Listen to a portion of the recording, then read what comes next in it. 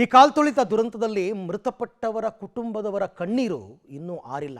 ಒಬ್ಬೊಬ್ಬರ ಮನೆಯಲ್ಲಿ ಒಂದೊಂದು ರೀತಿ ನೋವು. ತಮ್ಮದಲ್ಲದ ತಪ್ಪಿಗೆ ಮನೆಯ ದೀಪನೇ ಆರೋಹಿತು ಅಂತ ಎಲ್ಲರೂ ಕೂಡ ಸರ್ಕಾರಕ್ಕೆ ಹಿಡಿ ಶಾಪ ಹಾಕ್ತಾ ಇದ್ದಾರೆ.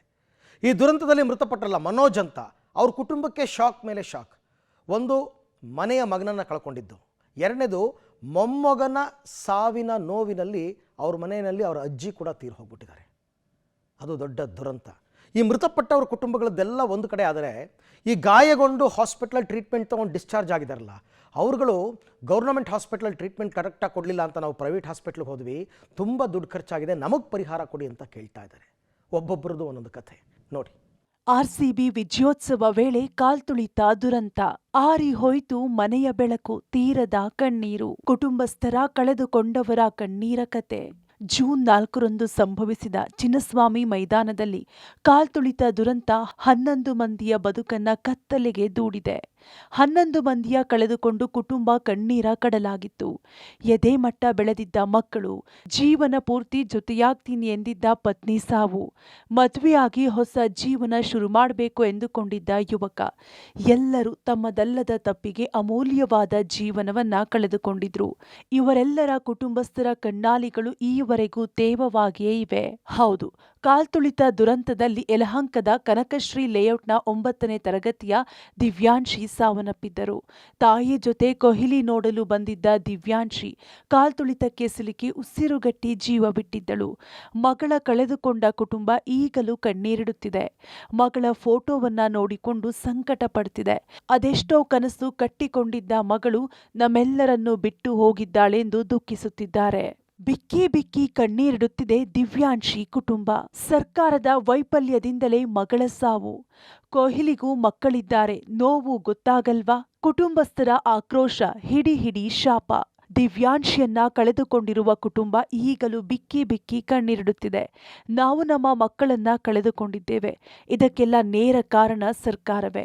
ಸರ್ಕಾರದ ದೊಡ್ಡ ವೈಫಲ್ಯದಿಂದಲೇ ನನ್ನ ಮಗಳ ಸಾವಾಗಿದೆ ಎಂದು ಮೃತ ದಿವ್ಯಾಂಶಿ ತಾಯಿ ಅಶ್ವಿನಿ ಆಕ್ರೋಶ ಹೊರಹಾಕಿದ್ದಾರೆ. ಅಂದು ಕಾಲ್ತುಳಿತದ ಜಾಗದಲ್ಲಿ ಒಂದೇ ಒಂದು ಆಂಬ್ಯುಲೆನ್ಸ್ ಇರಲಿಲ್ಲ. ಕೆಳಗೆ ಬಿದ್ದವರ ಜೀವ ಉಳಿಸಲು ಯಾರೊಬ್ಬರೂ ಬರಲಿಲ್ಲ. ಎಲ್ಲರೂ ತುಳಿದು ಹೋಗ್ತಿದ್ರು. ಸರ್ಕಾರ ಅವರವರ ಕ್ರೆಡಿಟ್ಗಾಗಿ ಸಂಭ್ರಮಾಚರಣೆ ಮಾಡಿದೆ. ಆದ್ರೀಗ ನಾವು ನಮ್ಮ ಮಕ್ಕಳನ್ನ ಕಳೆದುಕೊಂಡಿದ್ದೇವೆ.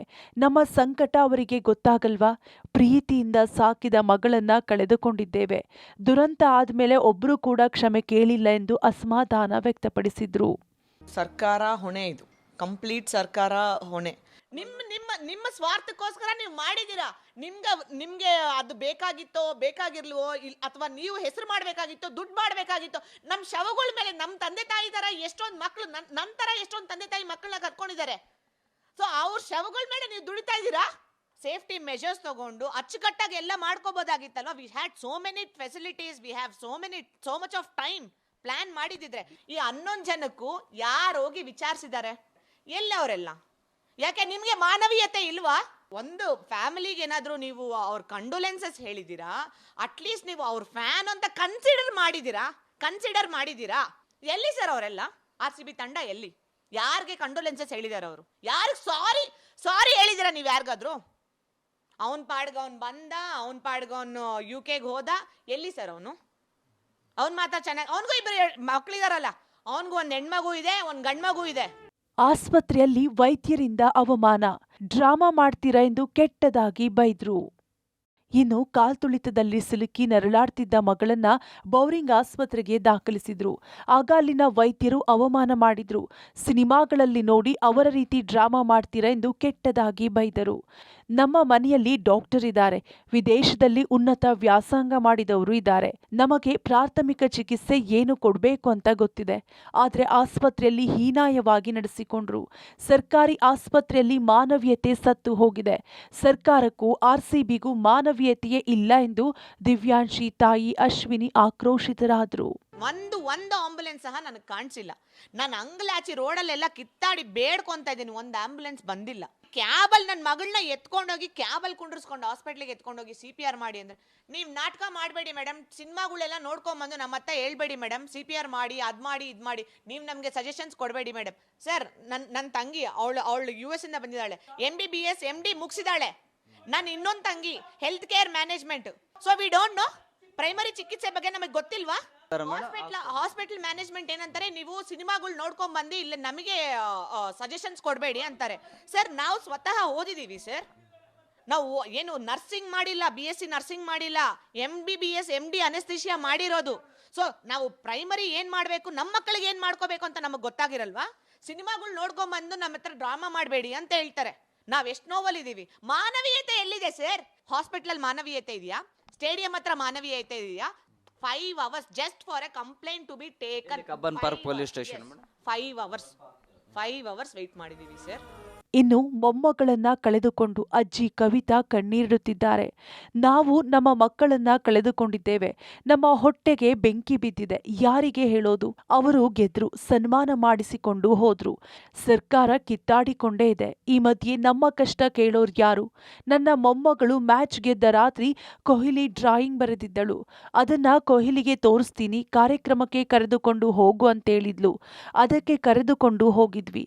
ಆದ್ರೆ ಹೀಗಾಗಿದೆ ಎಂದು ಕಣ್ಣೀರಿಟ್ಟರು. ಪಬ್ಲಿಕ್ ಅಲ್ಲಿ ನನ್ನ ಮಗಳು ಸೆರಗಿ ಹಿಡ್ಕೊಂಡು ಕೇಳ್ಕೊಂಡ್ಲಿ, ಎಲ್ಲಾರನ್ನು ದಾರಿ ಬಿಡಿ ನನ್ನ ಮಗುನ ಉಳಿಸ್ಕೋಬೇಕು ಅಂತ ಅಂದ್ಬಿಟ್ಟು ಅಲ್ಲೂ ನಕ್ಕಿದ್ದಾರೆ ಜನಗಳು. ಅವ್ರಿಗೆ ಮಕ್ಳಿಲ್ವಾ? ಅವ್ರಿಗೆ ಮಾನವೀಯತೆ ಇರಲ್ವಾ? ಹೇಳ್ರಿ. ಇನ್ನೇ ಸರ್ಕಾರಕ್ಕೆ ಬೈಯೋದ, ಪೊಲೀಸ್ರಿಗೆ ಬೈಯೋದ, ಯಾರಿಗೆ ಬೈಯೋದು? ನಾವು ಯಾರಿಗೆ ಬೈದ್ರೆ ಏನು ನಮ್ಗಿದಾಗುತ್ತೆ? ನಮ್ಮ ಮಗು ಬರುತ್ತಾ? ಹೋಗ್ಲಿ, ನಮ್ಮ ಹೊಟ್ಟೆ ಸಂಕಟ ಇದಾಗುತ್ತಾ? ನನ್ನ ಮಗಳು ಹೊಟ್ಟೆಗೆ ಬೆಂಕಿನೇ ಬಿದ್ದಿದೆ, ಅವಳನ್ನ ಸುಧಾರಿಸವ್ರು ಯಾರು? ಈಗ ಅವಳ ಮಗಳು ಕಟ್ಕೊಂಡು ನೋವಲ್ಲಿದ್ರೆ ಈಗ ನನ್ನ ಮಗಳು ಏನಾಗ ಹೋಗ್ತಾಳೋ ಅಂತ ಭಯದಲ್ಲಿ ನಾವಿದ್ದೀವಿ ನಾವು. ಅವ್ನು ವಿರಾಟ್ ಕೊಹ್ಲಿ ಡ್ರಾಯಿಂಗ್ ಹಾಕಿ, ಅಮ್ಮ ಇದನ್ನಾದ್ರೂ ದೂರದಿಂದ ತೋರಿಸ್ತೀನಮ್ಮ, ಇದೊಂದು ಸಲ ನನ್ನನ್ನು ಕರ್ಕೊಂಡು ಹೋಗಮ್ಮ ಅಂದಿದ್ದಕ್ಕೆ ಆ ಮಗು ಕೋರಿಕೆ ನಾನು ಈಡೇರಿಸೋದಕ್ಕೋಸ್ಕರ ನನ್ನ ಮಗಳು ಹೋಗಿದ್ದಾಳೆ. ನನ್ನ 2 ಮಕ್ಕಳು ಆ ಮಗುನ ಕರ್ಕೊಂಡು ಹೋಗಿ ಮಗುನೇ ಕಳ್ಕೊಂಡ್ಬಿಟ್ವಿ. ಅವನು ಯಾವನು ಈ ಸೆಲೆಬ್ರಿಟಿಗೋಸ್ಕರ ಹೋಗಿ ನನ್ನ ಮಗಳೇ ದೊಡ್ಡ, ನನ್ನ ಮೊಮ್ಮಗುನೇ ದೊಡ್ಡ ಸೆಲೆಬ್ರಿಟಿ ಆಗೋಗ್ಬಿಟ್ಲು. ದುಃಖದಲ್ಲಿದ್ದ ಕುಟುಂಬಕ್ಕೆ ಮತ್ತೊಂದು ಆಘಾತ. ಮೊಮ್ಮಗನ ಸಾವಿನ ನೋವಿನಲ್ಲೇ ಅಜ್ಜಿ ಕೊನೆಯುಸಿರು. ಇನ್ನು RCB ವಿಜಯೋತ್ಸವದ ವೇಳೆ ಸಾವನ್ನಪ್ಪಿದ 11 ಮಂದಿಯಲ್ಲಿ ತುಮಕೂರು ಜಿಲ್ಲೆ ಕುಣಿಗಲ್ನ ಮನೋಜ್ ಸಹ ಓರ್ವ. ಮೊಮ್ಮಗನ ಕಳೆದುಕೊಂಡು ದುಃಖದಲ್ಲಿರುವ ಕುಟುಂಬಕ್ಕೆ ಮತ್ತೊಂದು ಆಘಾತ ಬಂದೆರಗಿದೆ. ಮನೋಜ್ ಸಾವಿನ ನೋವಿನಲ್ಲೇ ದುಃಖಿಸುತ್ತಿದ್ದ ಅಜ್ಜಿ ದೇವಿರಮ್ಮ ಸಾವನ್ನಪ್ಪಿದ್ದಾರೆ. ಮನೋಜ್ ಸಾವಾದಾಗಿನಿಂದ ಊಟವನ್ನು ಬಿಟ್ಟಿದ್ದ ಅಜ್ಜಿ ದೇವಿರಮ್ಮ ಇಂದು ಕೊನೆಯುಸಿರೆಳೆದಿದ್ದಾರೆ. ಇದೀಗ ಮಗನ ಕಳೆದುಕೊಂಡು ವಾರವೂ ಆಗಿರದ ಮನೆಯಲ್ಲಿ ಮತ್ತೊಂದು ಸಾವಾಗಿದೆ. ಕುಟುಂಬ ಕಂಗಾಲಾಗಿದೆ.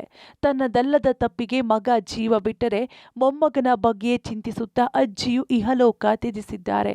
RCB ಸಂಭ್ರಮಾಚರಣೆ ವೇಳೆ ನಡೆದಂತಹ ದುರಂತದಲ್ಲಿ ಕುಣಿಗಲ್ನ ಮನೋಜ್ ಕೂಡ ಸಾವನ್ನಪ್ಪಿದ್ದ. ಆತ ಸಾವನ್ನಪ್ಪಿ ಇವತ್ತಿಗೆ 1 ವಾರ ಆಗುವ ಮುಂಚೆನೇ ಇನ್ನೊಂದು ಆಘಾತ ಆ ಒಂದು ಮನೆಯವರಿಗೆ ಕಾದಿದೆ. ಆತನ ಅಜ್ಜಿ ಮೊಮ್ಮಗ ಸಹ ತೀರು ಹೋಗಿದ್ದಂತಹ ಸಾವಿನ ನೋವಿನಲ್ಲಿ ಕೊರಗಿ ಇವತ್ತು ಕೊನೆಯುಸಿರು ಎಳೆದಿದ್ದಾರೆ. ದೇವಿರಮ್ಮ ಎನ್ನುವಂಥ 70 ವರ್ಷದ ಅಜ್ಜಿ ಸಾವನ್ನಪ್ಪಿದ್ದಾರೆ. ನಿಜಕ್ಕೂ ಕೂಡ ಆ ಒಂದು ಕುಟುಂಬಕ್ಕೆ ಆಘಾತದ ಮೇಲಿಂದ ಆಘಾತ ಏನು ಉಂಟಾಗ್ತಾ ಇರುವಂಥದ್ದು. ಏನು ತನ್ನ ಮೊಮ್ಮಗ ತೀರು ಹೋದ ನಂತರ ಅಜ್ಜಿ ನಿರಂತರವಾಗಿ ಊಟನೇ ಮಾಡಿರಲಿಲ್ಲ ಅನ್ನುವಂತಹ ಏನು ಮಾಹಿತಿ ಇದೆ. ಸೊ ನಿರಂತರವಾಗಿ ಆ ಒಂದು ಶೋಕ ಸಾಗರದಲ್ಲಿ ಏನು ಇದ್ದಂತಹ ವೃದ್ಧೆ ಊಟ ತಿಂಡಿ ಎಲ್ಲವನ್ನೂ ಬಿಟ್ಟಿದ್ದು. ಅದರಿಂದ ದೇಹ ಕೃಶವಾಗಿ ಆಯಿತು ಮತ್ತು ಗ್ಲೂಕೋಸ್ ಅಂಶವನ್ನು ಕೂಡ ಕಡಿಮೆ ಆಯಿತು. ಹಾಗಾಗಿ ಹಾರ್ಟ್ ಅಟ್ಯಾಕ್ ರೀತಿಯಲ್ಲಿ ಸಾವನ್ನಪ್ಪಿದ್ದಾರೆ ಎನ್ನುವಂಥದ್ದನ್ನು ಕೂಡ ವೈದ್ಯರು ಹೇಳ್ತಾ ಇರುವಂಥದ್ದು. ಸೊ ಹಾಗಾಗಿ ಒಟ್ಟಾರೆ ಒಂದೇ ಒಂದು ವಾರದಲ್ಲಿ 2 ರೀತಿಯ ಆಘಾತ ಆ ಕುಟುಂಬಕ್ಕೆ ಬಂದಿರುವಂಥದ್ದು ನಿಜಕ್ಕೂ ಕೂಡ ವಿಪರ್ಯಾಸ. ಕಾಲ್ತುಳಿತ ಗಾಯಾಳುಗಳನ್ನ ಮರೆತ ಸರ್ಕಾರ. ಸ್ವಂತ ದುಡ್ಡಿನಲ್ಲೇ ಚಿಕಿತ್ಸೆ ಪಡೆಯುತ್ತಿರುವ ಗಾಯಾಳುಗಳಿಗೂ ಪರಿಹಾರ ಕೊಡಿ ಎಂದು ಮನವಿ. ಸ್ಟೇಡಿಯಂ ಕಾಲ್ತುಳಿತದ ಕರಾಳತೆಯನ್ನ ಗಾಯಾಳುಗಳು ಬಿಚ್ಚಿಟ್ಟಿದ್ದಾರೆ. ನಿಖಿಲ್ ಎಂಬಾತ RCB ವಿಕ್ಟರಿ ಪರೇಡ್ ಇದೆ ಅಂತ ಸ್ಟೇಡಿಯಂ ಬಳಿ ಹೋಗಿದ್ರು. ಸ್ಟೇಡಿಯಂ ಒಳಗಡೆ ಹೋಗೋಕೆ ಹೋದಾಗ ನೂಕುನುಗ್ಗಲಿನಿಂದ ಬ್ಯಾರಿಕೇಡ್ ನಿಖಿಲ್ ಮೇಲೆ ಬಿದ್ದಿದೆ. ಬ್ಯಾರಿಕೇಡ್ ಅಡಿ ಯುವಕ ಇದ್ದರೂ ಜನ ತುಳಿದುಕೊಂಡು ಹೋಗಿದ್ರಿಂದ ಕಾಲಿನ ಮೂಳೆಗೆ ಏಟಾಗಿ ಕಟ್ಟು ಹಾಕಿದ್ದಾರೆ. ಚಿಕಿತ್ಸೆ ವೆಚ್ಚ ಭರಿಸಲಾಗದ ಎಷ್ಟೋ ಜನರಿದ್ದಾರೆ. ಹೀಗಾಗಿ ಸರ್ಕಾರ ಗಾಯಾಳುಗಳಿಗೂ ಪರಿಹಾರ ನೀಡಲಿ ಎಂದು ಮನವಿ ಮಾಡಿದ್ದಾರೆ. ಒಂದು ಗೇಟಲ್ಲೇ ಫುಲ್ 1000 ಜನ ಇದ್ರು ಒಂದೇ ಗೇಟ್ ಎಂಟ್ರಿ ಆಗಕ್ಕೆ. ಇನ್ನೊಂದು 2-3 ಗೇಟ್ ಆದ್ರೂ ಓಪನ್ ಮಾಡಿದಿದ್ರೆ ಎಷ್ಟೋ ಸಾವು ಕಮ್ಮಿ ಆಗಿರೋದು. ಇನ್ನ ಸ್ವಲ್ಪ ಚೆನ್ನಾಗಿ ಏನಾದರೂ ಸರ್ಕಾರ ಇದು ಮಾಡಿದಿದ್ರೆ, ಲೈಕ್ ಇನ್ನ ಜಾಸ್ತಿ ಎಲ್ಲ ಗೇಟ್ಸ್ ಓಪನ್ ಮಾಡಿ ಇಟ್ಟಿದ್ರೆ ಏನಾಗ್ತಾನೆ ಇರಲಿಲ್ಲ. ಹೆಂಗಿದ್ರು ಫ್ರೀ ಬಿಡ್ತಾ ಇದ್ದಾರೆ, ಎಲ್ಲ ಗೇಟ್ಸು ಓಪನ್ ಮಾಡಿದರೆ ಎಷ್ಟು ರಶ್ ಆಗ್ತಾ ಇರಲಿಲ್ಲ, ಎಲ್ಲ ಆರಾಮಾಗಿ ಹೋಗೋದಿತ್ತಲ್ಲ ಅಂತ ನನ್ನ ಅನಿಸಿಕೆ. ಇದು ಕಟ್ ಹಾಕಿದ್ದಾರೆ, ಲೈಕ್ ಒಂದು 15 ಡೇಸ್ ಇರಬೇಕು, ಆಮೇಲೆ ಸರಿ ಹೋದ್ರೆ ಕ್ರೇಪ್ ಬ್ಯಾಂಡೇಜ್ ಹಾಕೋಬೇಕಂತ ಹೇಳಿದ್ರು, ಇಲ್ಲ ಅಂದರೆ ಮತ್ತೆ ಕಟ್ಟೆ ಹಾಕ್ತಾರೆ. ಒಂಚೂರಾದರೂ ಏನಾದರೂ ತಗೊಂಡಿದ್ದಿದ್ರೆ ಅವರು ಲೈಕ್ ಇನಿಷಿಯೇಟಿವ್ ತಗೊಂಡು ಚೆನ್ನಾಗಿ ಮಾಡಿದರೆ ಚೆನ್ನಾಗಿ ಆಗಿರೋದು. BJP ಕಾಂಗ್ರೆಸ್ ಅಂತ ಮಾತಾಡ್ತಾ ಇಲ್ಲ, ಲೈಕ್ ಯಾವುದೇ ಸರ್ಕಾರ ಇರಲಿ, ಲೈಕ್ ಚೆನ್ನಾಗಿ ಒಂಚೂರು ಇನಿಷಿಯೇಟಿವ್ ತಗೊಂಡು ಚೆನ್ನಾಗಿ ಮಾಡಿದಿದ್ರೆ ಎಲ್ಲರೂ ಎಂಜಾಯ್ ಮಾಡ್ಕೊಂಡು ಆರಾಮಾಗಿ ಹೋಗೋರು. ನನಗೆ ಅಂತಲ್ಲ, ನನಗೆ ನಂತರನೇ ಎಷ್ಟೊಂದು ಜನ ಬಡವರು ಇರ್ತಾರೆ, ಅವರು ಒಂದು 100 ರೂಪಾಯಿಗೂ ಹಿಂದೆ ಮುಂದೆ ನೋಡೋರು, ಅಂಥವ್ರಿಗೂ ಗಾಯ ಆಗಿರುತ್ತೆ. ನನಗೆ ಅಂತಲ್ಲ, ಅವ್ರಿಗಾದ್ರೂ ಕೊಡಲಿ, ಸ್ವಲ್ಪ ಚಿಕಿತ್ಸೆ ಇದು ಮಾಡಿಬಿಟ್ರೆ ಅವರು ವರ್ಕಿಗೆ ಹೋಗ್ತಾ ಇರ್ತಾರೆ. ಆ ಟ್ರೀಟ್ಮೆಂಟ್ ದುಡ್ಡು ಏನಾದರೂ ಜಮಾ ಮಾಡ್ಕೊಬಿಟ್ರೆ ಅವರು 3 ತಿಂಗಳು 4 ತಿಂಗಳು ರೆಸ್ಟಲ್ಲಿ ಇರ್ತಾರೆ. ಇವಾಗ ನಾನೇ ಒಂದು ತಿಂಗಳು ರೆಸ್ಟಲ್ಲಿ ಇರ್ಬೇಕಂದಿದ್ದಾರೆ ಅಂದರೆ ಅವರು ಕೆಲ್ಸಕ್ಕೆ ಹೋಗೋಕ್ಕಾಗಲ್ಲ, ಯಾರ್ದನ್ನ ಫೀಲ್ಡ್ ವರ್ಕ್ ಇರ್ಬೋದು, ಅವ್ರಿಗೆಲ್ಲ ಲಾಸ್ ಆಗೇ ಆಗುತ್ತಲ್ಲ, ಅವರು ಕೊಡಲಿ ಅಂತ ನಾನು ಹೇಳ್ತಿದ್ದೆ. ಯಾರಿಗೇನು ಹೇಳೋದು ಬೇಕಾಗಿಲ್ಲ, ಲೈಕ್ ಕ್ರೌಡ್ ಇರೋ ಕಡೆ ನಾವು ಹೋಗ್ಬಾರ್ದು ಮೇಲೆ ಅಷ್ಟೇ. ಇನ್ನೇನು ಮೇಯ್ನ್ ನಾವು ಅದೇ ಕಲ್ತಿದ್ದು ಪಾಠ. ಇನ್ನು ಕಾಲ್ತುಳಿತದಲ್ಲಿ ಸಂಪತ್ ಕುಮಾರ್ ಎಂಬುವರಿಗೆ ಹೊಟ್ಟೆಗೆ ಪೆಟ್ಟು ಬಿದ್ದಿದೆ. 5 ದಿನಗಳ ಕಾಲ ವಸಂತನಗರದ ಮಣಿಪಾಲ್ ಆಸ್ಪತ್ರೆಯಲ್ಲಿ ಚಿಕಿತ್ಸೆ ತೆಗೆದುಕೊಂಡು ಡಿಸ್ಚಾರ್ಜ್ ಆಗಿದ್ದು, ಕಾಲ್ತುಳಿತದ ಕರಾಳತೆಯನ್ನ ಬಿಚ್ಚಿಟ್ಟಿದ್ದಾರೆ. ಕಣ್ಣ ಮುಂದೆ ಸಾವನ್ನ ಕಣ್ಣಾರೆ ಕಂಡ ಅನುಭವವನ್ನ ಪಬ್ಲಿಕ್ ಟಿವಿ ಜೊತೆ ಹಂಚಿಕೊಂಡಿದ್ದಾರೆ. ಸಂಪತ್ ಕುಮಾರ್ 2 ಗಂಟೆ ಹೊಟ್ಟೆ ನೋವಿನಿಂದ ಬಳಲಿದ್ರು, ಆಂಬ್ಯುಲೆನ್ಸ್ ಇಲ್ಲದೆ ನೆರಳಾಡಿದ್ರು. ಸರ್ಕಾರದ ಮೇಲೆ ನಂಬಿಕೆ ಇಟ್ಟುಕೊಂಡು ಹೋಗಿದ್ದೆ, ಆದರೆ ಸರ್ಕಾರ ಏನೂ ಸಿದ್ಧತೆಯೇ ಮಾಡಿರಲಿಲ್ಲ, ಅದಕ್ಕೆ ಹೀಗೆಲ್ಲ ಆಗಿದೆ ಎಂದು ಆಕ್ರೋಶ ಹೊರಹಾಕಿದ್ದಾರೆ. ಫ್ರೀಯಾಗಿ ಬಿಡ್ತಿದ್ದೀವಿ, ಗೇಟ್ ಓಪನ್ ಮಾಡಿದರು. ಸೊ ಗೇಟ್ ಓಪನ್ ಮಾಡಿದ ತಕ್ಷಣ ಇನ್ನೊಂದು 2-3K ಹಿಂದೆ ಜನ ಸೇರಿದರು. ಸಡನ್ನಾಗಿ ತಳ್ಳಕ್ಕೆ ಸ್ಟಾರ್ಟ್ ಮಾಡಿದರು. ಗೇಟ್ ಸಣ್ಣದಾಗಿ ಓಪನ್ ಮಾಡಿ, ಚಿಕ್ಕ ಗೇಟ್ ಅದು, ದೊಡ್ಡ ಗೇಟ್ ಅಲ್ಲ, ದೊಡ್ಡ ಗೇಟಲ್ಲಿ ಚಿಕ್ಕ ಗೇಟ್ ಓಪನ್ ಮಾಡಿದ್ರು. ಸೊ ಸಡನ್ನಾಗಿ ತಳ್ಳಕ್ಕೆ ಸ್ಟಾರ್ಟ್ ಮಾಡಿದರು. ಕ್ರೌಡಲ್ಲೇ ಒಂದು 40 ಮಿನಿಟ್ಸ್ ಸಿಕ್ಕಾಕೊಂಡ್ವಿ. ಹೊಟ್ಟೆಗೆ ವೇಟ್ ಬಿತ್ತು, ಬಟ್ ನನಗೆ ಇದರಲ್ಲಿ ಗೊತ್ತಾಗಲಿಲ್ಲ. ಒಂದು 10 ನಿಮಿಷ ಆಗೋದು ನನಗೆ ಬ್ರೀತಿಂಗ್ ಪ್ರಾಬ್ಲಮ್ ಸ್ಟಾರ್ಟ್ ಆಯಿತು. ಸೊ ಬ್ರೀತ್ ಮಾಡೋಕ್ಕೆ ಆಗ್ತಿರ್ಲಿಲ್ಲ. ಸ್ಟೇಡಿಯಮಲ್ಲೇ ಕೆಳಗಡೆ ಬಂದ್ವಿ, ಹೊರಗಡೆ ಹೋಗೋಕ್ಕೂ ಆಗ್ತಿಲ್ಲ, ಹೆವಿ ಕ್ರೌಡ್ ಹೊರಗಡೆ ಇದೆ. ಸೊ ಆಮೇಲೆ ಅಲ್ಲಿ ಪೊಲೀಸಿಗೆ ಕೇಳಿದ್ವಿ. ಸೊ ಇವಾಗ ಏನು ಮಾಡೋಕ್ಕಾಗಲ್ಲ, ಸ್ವಲ್ಪ ಇಲ್ಲೇ ರೆಸ್ಟ್ ಮಾಡಿ, ಇವಾಗ ನಾವು ಹೆಲ್ಪ್ಲೆಸ್ ಇದ್ದೀವಿ, ಆ್ಯಂಬುಲೆನ್ಸು ಎಲ್ಲ ಕಡೆ ಸ್ಟ್ರಕ್ ಆಗಿದೆ. ಸೊ ಇದ್ರೆ ಏನೋ ಕಂಟ್ರೋಲ್ ಆಗ್ಬೋದಿತ್ತೇನೋ. 1 ಅವರ್ ಮಲ್ಕೊಂಡಿದ್ದೆ ಅಲ್ಲೇ. ಎಲ್ಲರೂ ಹೆಲ್ಪ್ಲೆಸ್ ಆಗಿದ್ದರು. ಜಾಸ್ತಿ ಜನ ಇಂಜುರಿ ಆಗಿದ್ರು. ನನ್ನ ಕಂಡಿದ್ರೆ ಹೊತ್ಕೊಂಡು ಹೋಗ್ತಾ ಇದ್ದಾರೆ ಆ್ಯಂಬುಲೆನ್ಸ್ಗೆ, ಬಟ್ ಯಾರೂ ಬರ್ತಾ ಇಲ್ಲ. ಆಮೇಲೆ ಚಿನ್ಮಯ್ ಶೆಟ್ಟಿ ಅಂತ ಇದ್ರಲ್ಲ, ಅವ್ರ ಜೊತೆ ನಮ್ಮನ್ನು ಕರ್ಕೊಂಡೋದ್ರು ಮಣಿಪಾಲ್ ಹಾಸ್ಪಿಟಲ್ಗೆ.